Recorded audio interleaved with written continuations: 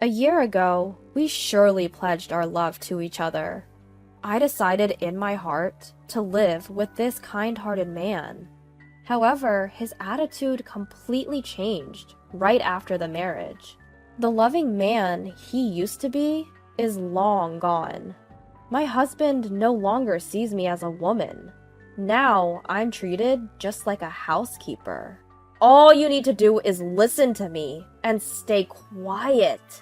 That's his catchphrase. I wonder how long this life will continue. At that time, I had no way of knowing that a ray of light would shine on me. My name is Michelle Jenkins. I'm 28. I work as a secretary at my father's company while also being a housewife. The company, once managed by my grandfather, was taken over by my father 2 years ago. Being the daughter of a business owner, I've always been kept at a distance. The men who approach me are mostly after money. Of course, I've never really been in love. At one point, I stopped telling people about my family background. That's when I met the man who would become my husband, a man named David.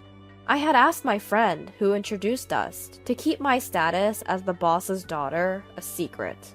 David doesn't gamble or smoke at all. He does drink, but never to excess. He was my ideal man. He would tell me he loved me and that he adored me. I thought I could spend the rest of my life with such a man. However, when I decided to marry David, my father said this: "Michelle, it's fine if you marry him, but could you keep it a secret that you're the boss's daughter?" Dad, how many times have I told you? He's a very good person. He's not after money at all.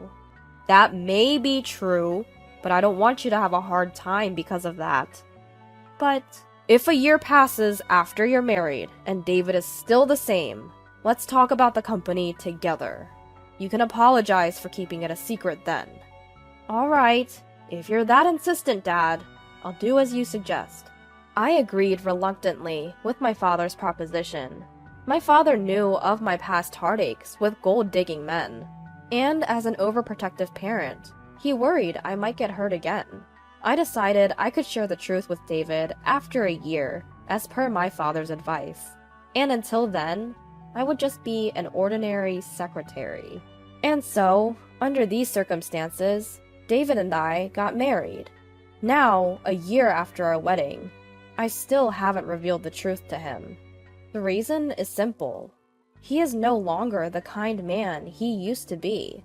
As soon as we got married, his behavior became cold and distant. He would come home from work, already in a foul mood, and began to nitpick at the dinners I prepared. "Hamburgers for dinner? Again? We're not children. Can't you think of anything else?" "But, David, you used to love my burgers, didn't you? I've made them countless times before." "Don't talk back! You're always short on dishes. Besides the easy dishes, like salad and soup. You should be able to make at least 5 other dishes." 5 dishes? That's a lot. I have work too, you know. I can't manage that much. "What? When I tell you to do something, you do it. I married you, so you should listen to what I say." I'm sorry. The warmth and kindness he used to show were gone, replaced by a coldness as harsh as ice. At the time, I only thought, he must have had a bad day. But his behavior started to get worse. By the time half a year of our marriage had passed, David had become a full-fledged tyrant.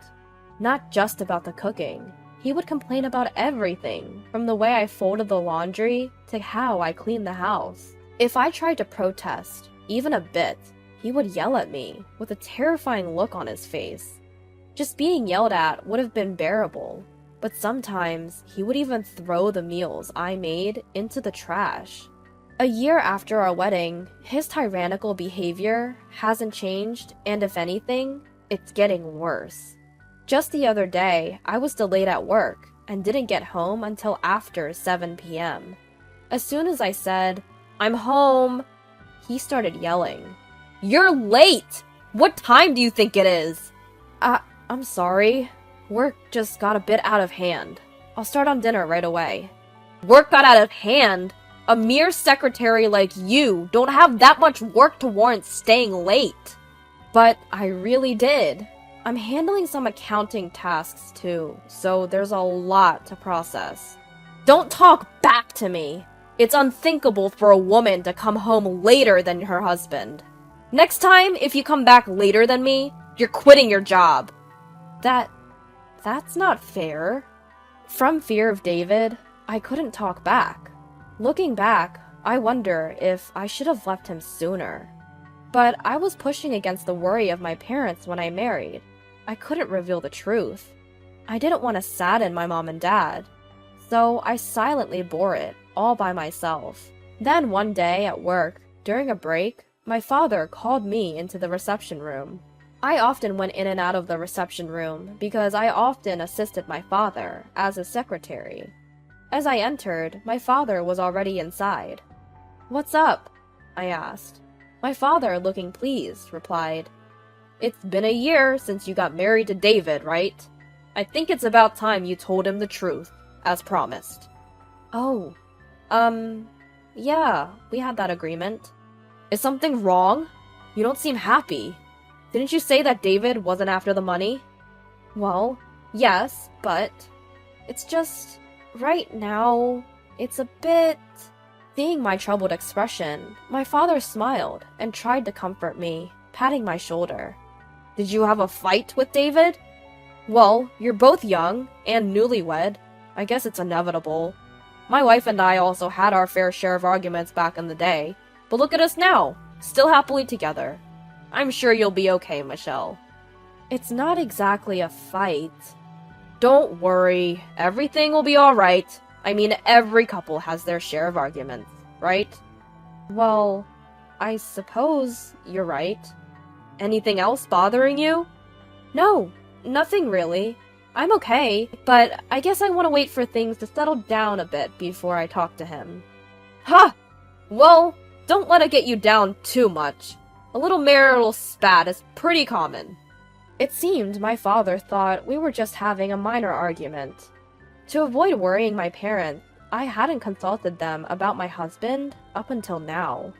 Because of this, my father seemed to believe things were going well between us. "Well, you better make up with David soon." Saying that, my father left the room. Left alone in the room, I was choked with emotions I didn't know how to deal with. I had married David despite my parents' concerns. I absolutely couldn't tell my father about the deteriorating relationship between David and me, but sooner or later, I'd have to talk about it or risk arousing suspicion. To prevent my father from becoming suspicious, I had to maintain my relationship with my husband, somehow. And if possible, I wanted to steer our relationship in a positive direction. That night, I came home on time to talk with David, waiting for him to return. Just as I finished making dinner, he came home. I immediately broached the subject with him. "David, there's something I want to talk about." "Huh? I'm tired, you know." "It's important. Look, we're married, right? I want our relationship to be equal and enjoy our lives together every day." "Equal?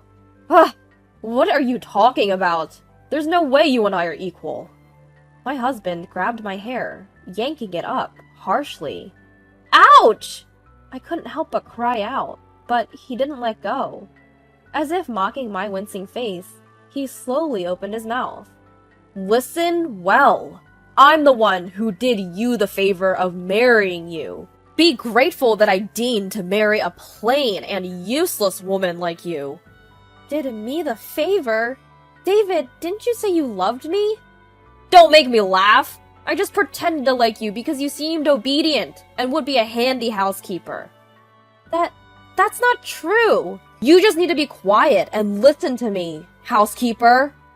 With these words, he yanked my hair towards his face. From that day on, I gave up hoping. There was no chance of us being equals. And I didn't want to worry my parents, nor could I get a divorce. My appetite dwindled day by day, and I ended up just living with my roommate, my husband. Then one day, While living such a life, I woke up feeling completely exhausted. My head hurts, and I feel a chill. When I took my temperature, it was a whopping 104 degrees Fahrenheit. I forced my aching body to sit up and called out to my husband. "David, I'm sorry, I don't think I can make breakfast today." "What? Why not?" "I've got a fever of 104. I'm in so much pain. Can I just stay in bed for the day?" At this, my husband let out a long sigh and yelled, Slacking off chores because of a stupid fever. Get to work, you good-for-nothing." "But, please forgive me. I'm really sick." "Shut up! Stop making excuses. You're just a housemaid. Don't you dare defy your master." "Please, just for today. I'm begging you." He clicked his tongue loudly, swung the door open with a bang, and left the room. Next thing I knew, my hands were shaking, and my body was trembling uncontrollably. I finally realized just how close to the edge I was being pushed. If I continue like this, I'll break down, for real. Continuing to live like this, it'll drive me mad, body and soul. I need to do something, but what can I do? I want to think of a way out, but my fever is making my head heavy, and I can't think straight. Maybe it was because I'd been on edge for so long, but I fell back asleep. Several hours later, I was awakened by my husband's raging voice. "Hey! Didn't I tell you to wake up, you dumb woman?" "Huh? David." Outside the window, it was already dark. My fever had gone down a lot, but my body was still heavy, and a faint headache lingered. Despite my state, he vented his anger. "I called you multiple times. What are you doing sleeping?" "Called?" "I sent you a text saying I'm bringing my boss home, prepare drinks and snacks. Didn't I?" "Huh? Wait a minute. You knew I was sick today, right? And yet you brought your boss home?" "I invited him to continue drinking at home. My promotion depends on this. Get up and get things ready, now!" "No, I can't. I'm still in my pajamas, and I'm not feeling well at all." "Shut up! Just get out here, now!" As he yanked me by the arm and forced me to stand in the kitchen, my husband then hurried back to his boss, who was likely waiting at the entrance. "Sorry to keep you waiting. Please, come on in." From the entrance, I could hear my husband speaking cheerily. "Are you sure this is okay? This late? I'm sure your wife wouldn't appreciate." "That's what I've been saying. I don't have a wife, just a housemaid." "A housemaid?" "Sort of like a maid wife, you could say. But please, don't mind." As he said this, my husband led his boss into the living room. I was in my pajamas, without any makeup, so I bowed my head in embarrassment. "Nice to meet you. My husband is always telling me about you. I apologize for my appearance." "Ah, I'm the section chief, Mr. Smith. I'm sorry for intruding so suddenly." "Please, don't mind me. I'll prepare something right away." As I returned to the kitchen, hiding my face, my husband let out a tirade. "Hey! Get a move on and make something! You're absolutely useless!" I'm sorry. Just wait a little bit longer." "Instead of opening your mouth, move your hands! Despite the section chief taking the time to visit, how much more do you need to embarrass yourself before you're satisfied? Huh?" I'm sorry." "Sorry about this, Mr. Smith. Our maid is really quite useless." The section chief sat quietly, his face slightly contorted. Even as I prepared and brought over the drinks and snacks, my husband kept making snide remarks like, "You're really useless." When my husband went to the bathroom, Section Chief Smith started to speak. "Excuse me." There was no way I could ignore him. Although I was flustered, I responded. "Yes, is there something you need?" You're You're the daughter of CEO Allen, aren't you? My maiden name was Allen. He was referring to CEO Allen, my father. What? How did you... I had previously visited your father's company regarding a business deal. You served me tea then, didn't you? Wait, you were from that time? I usually attended all interactions with our business partners. Each time I served tea and was introduced as the daughter of Mr. Allen. And Smith, he was one of those people. I was informed that David's workplace had become a client of my father's company, but I had not yet told my father that David was working at Smith's company. While glancing towards the bathroom, Smith continued in a hushed tone. What's up with your husband's behavior? Is he always like this at home? Yes. I can't believe what you've been through. Why haven't you told Mr. Allen? That is... Regardless, we can't let this continue. Leave it to me. Smith, while looking at me straight in the eyes, quickly packed up his things and left. In that moment, I felt as if something that had been restraining me was slowly being untangled. I felt a profound relief, as if I had finally found an ally. On the other hand, when David returned from the bathroom, he was stunned to find that Smith had left. Why didn't you stop him, you good-for-nothing? Despite his shouting, I decided to trust in Smith's words and endure it. Several days later, I was summoned by my father and headed to the company's reception room. Upon entering, I found Smith and a pale-looking David. Why is David here? And Smith, you're here too. I was confused, unable to understand the situation. In the tense atmosphere, my father started speaking with a stern expression. I heard from Smith. You've been treated horribly by David, haven't you? That is... I understand. You're kind-hearted and you wanted to avoid worrying me, didn't you? Dad. Thank you, Smith. Thanks to you, I was able to save my daughter. At my father's words, Smith bowed his head. Immediately afterwards, my father shot a withering glare at the ashen-faced David and coldly stated, David, I can't believe you turned out to be such a scumbag. I shouldn't have let you marry my daughter. Wait! Please! David pleaded, shaking visibly. I had no idea you were the president of our business partner. I didn't know Michelle was a CEO's daughter. Shut up. So if you knew, you would have treated Michelle better? You're truly a lowlife. No! There's no reason for this. Oh, reason? I'm going to report you to your company's CEO. I'm acquainted with him, and we have a long-standing relationship. No way! David filled his eyes with tears and crumbled to his knees. Then he turned to me with pleading eyes. Michelle, say something to your father for me. You want me to say something? Huh. I raised my voice to vent my pent-up frustrations. Do you have any idea how much I've suffered because of your overbearing, chauvinistic attitude? I've been holding it in all this time. I tried to improve our relationship. It's you who ruined everything, right? Treating me like a housemaid and constantly berating me. Do you know how humiliating that was?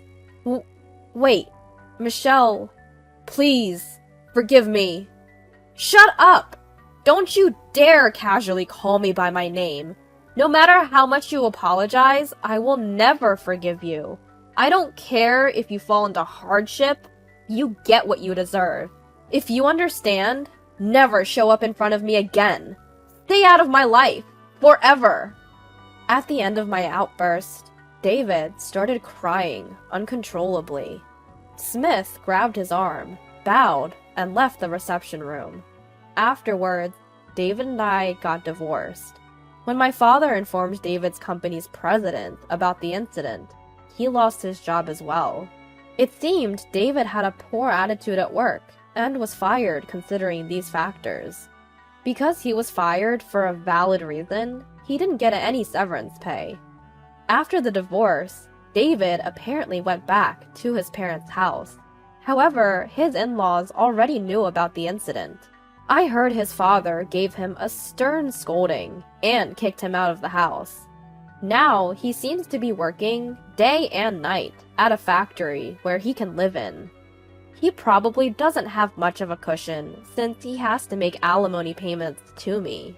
On the other hand, after the divorce, I moved back to my parents' house. Now, I've completely recovered and am focusing on my job. Since then, I've been meeting Smith regularly, and we have a good relationship. I'm not considering remarrying yet, but if I do someday, I want someone like him. When that time comes, I hope to build a happy family.